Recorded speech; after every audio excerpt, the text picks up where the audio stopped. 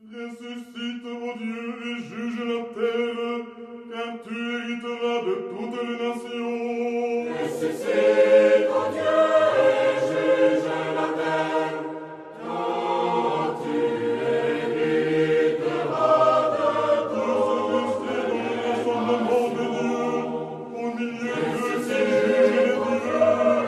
juge la terre, Jusqu'à quand jugerez-vous injustement, réclamez-vous le parti des pécheurs? Chers auditeurs de Dialogue RCF, bonjour. Au micro, le Père Jean Guette, orthodoxe du patriarcat œcuménique de Constantinople et recteur de la paroisse Saint-Hermogène à Marseille. Je vous proposais aujourd'hui de m'inscrire un petit peu dans le débat délicat, difficile, qui agite actuellement notre pays et qui concerne la question de l'identité. Cette question de l'identité peut très bien être envisagée sous tous les angles et, j'allais dire, selon toutes les matières des sciences humaines. Bien sûr, c'est un débat politique, bien sûr, c'est un débat sociologique, c'est un débat historique, mais il est aussi, évidemment, un débat, appelons-le, spirituel, et en réalité, tout cela se combine, et c'est le propre même, d'ailleurs, de la question de l'identité et sa difficulté. L'identité, qu'est-ce que l'identité? Il y a l'identité personnelle, c'est-à-dire de chacun d'entre nous. Et il est bien connu que nous avons besoin de connaître notre identité.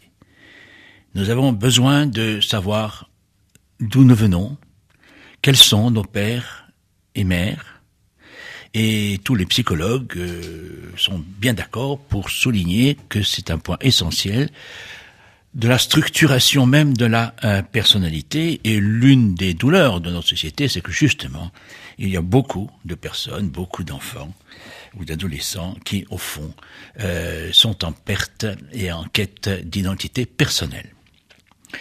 Et puis alors, évidemment, il y a l'identité collective, ou plus exactement les identités collectives, car toute collectivité, de la plus petite à la plus grande, constitue un ensemble, une entité, dont les paramètres se composent justement des éléments classiques de l'identité, qui sont l'histoire, qui sont la culture, qui sont les traditions, qui sont la langue, suivant les cas.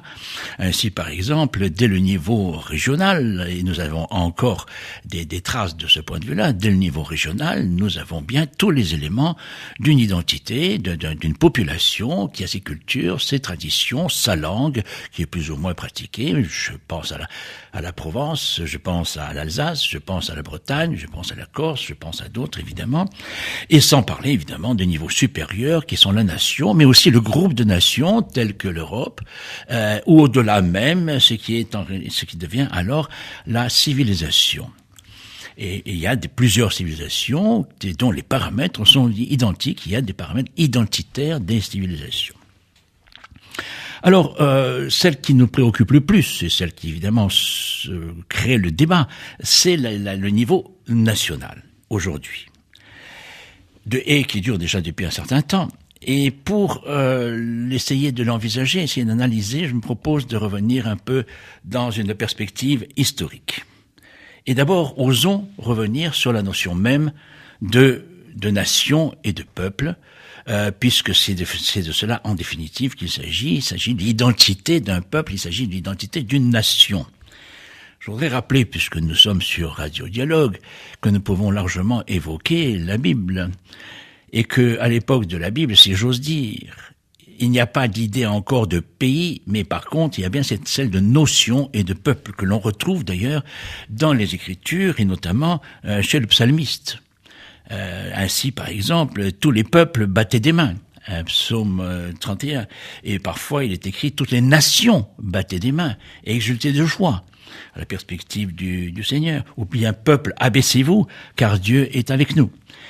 Il y avait cette notion très forte de nation et de peuple, mais qui évidemment qui avaient leur identité d'ailleurs, mais qui ne correspondaient ou qui ne coïncidaient pas à cette époque-là avec cette crispation, avec ces cadres devenus relativement rigides, qui est celui, en définitive, de l'État, car c'est bien de cela qu'il s'agit. Il n'y avait pas de pays mais il y avait des peuples avec des identités culturelles, religieuses, très affirmées d'ailleurs, et avec les problématiques qui pouvaient apparaître entre elles, évidemment. Les empires, avant que n'apparaissent les États-nations, les empires, que ce soit romains, byzantins, mais avant l'empire d'Alexandre, les empires ne correspondaient pas à cette idée d'État-nation, mais ils regroupaient tous plusieurs peuples. Le propre même de l'empire, c'est de regrouper plusieurs peuples, plusieurs nations, avec donc plusieurs identités et tous leurs paramètres correspondants. Le grand tournant progressif, c'est justement celui de l'affirmation de l'État-nation, qui concerne principalement notre zone géographique, c'est-à-dire la zone européenne. C'est ici que les choses se sont faites, qui ensuite rejailliront, se transmettront, par exemple en Afrique. Et ce principe de l'État-nation est issu d'abord de celui de la souveraineté et de la légitimité royale, ou de la souveraineté et de la légitimité princière, c'est pas qui va se cristalliser progressivement, qui va contribuer à se donner des frontières et donc à se cristalliser dans ce phénomène de l'État. Souvenons-nous de Louis XIV qui aurait prononcé cette fameuse phrase « l'État, c'est moi ». C'est à vérifier, mais en tout cas, la formule est restée un petit peu dans l'histoire. L'État, donc, c'est ce qu'on enseigne dans les universités, dans les facultés de droit. L'État, aujourd'hui, au même titre que la nation, en fait, c'est les territoires, la population et une puissance publique, donc la souveraineté. Et ces trois éléments valent aussi bien pour l'État que pour la nation. Mais il y a évidemment des nuances, parce que c'est la nation qui se compose d'éléments qui représentent une identité. Ce n'est pas l'État qui représente une identité. L'État est quelque chose de neutre, quelque chose de froid, c'est une catégorie purement juridique, mais qui est supposé affirmer donc et préserver la souveraineté de la nation. La quintessence de ce processus et de ce phénomène de développement de l'État-nation, évidemment, se situe au XIXe siècle, mais qui va déboucher très précisément sur les deux grandes guerres d'abord, 1870 et 1914, je parle évidemment de l'Europe, qui furent des grands affrontements d'identité nationale, ce que l'on résume généralement par le nationalisme. Il est intéressant, me semble-t-il, compte tenu de ce que nous entendons et vivons actuellement, de revenir sur l'un des grands apôtres de la nation ou de la pensée nationale français, Ernest Renan, n'est-ce pas, qui disait qu'une nation est une âme, un principe spirituel. C'est ce désir de vivre ensemble, la volonté de continuer à faire valoir l'héritage qu'on a reçu, individu. C'est l'existence d'une nation, et l'existence d'une nation, est un véritable plébiscite de tous les jours. Ce qui est frappant dans cette citation, dans cette formulation, c'est cette référence à ce désir de vivre ensemble et à faire valoir l'héritage qu'on a reçu, individu, car je crois qu'on entend parler constamment de ce vivre ensemble. Seulement voilà. Nous avons un besoin, une réaffirmation d'un vivre ensemble parce que c'est pas évident, et c'est pas évident parce qu'on est plus certain de savoir quel est l'héritage qu'on a reçu d'une manière indivise.